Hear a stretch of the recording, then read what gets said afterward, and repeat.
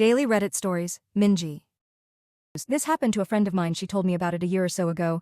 We'll call her Minji. Minji is in her late 20s and works as an English tutor in South Korea. One evening, a few years ago, she was tutoring a high school boy. They were up studying pretty late, and the buses stopped running. Being a long way from his house, the boy asked if he could crash on her floor overnight and get the first bus the next morning.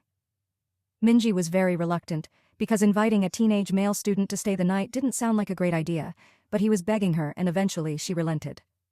They went back to her one-room apartment, and she got into the bed while he laid a blanket out on the floor, and they both fell asleep. A few hours later, at maybe 2 a.m., the boy wakes Minji up.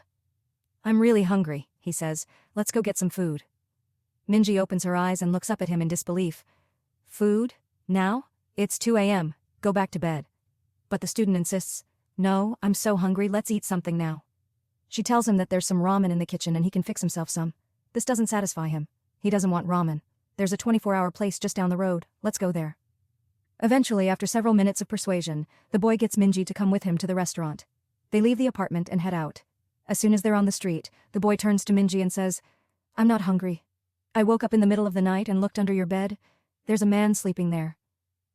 They call the police and discover that a homeless man had been living in Minji's apartment, sleeping under her bed, for over 2 months. The boy only saw him because he was lying on her floor, so had a clear view under the bed. The police arrested the man, and thankfully there were no other issues, but that's by far the creepiest thing that's ever happened to anyone I know.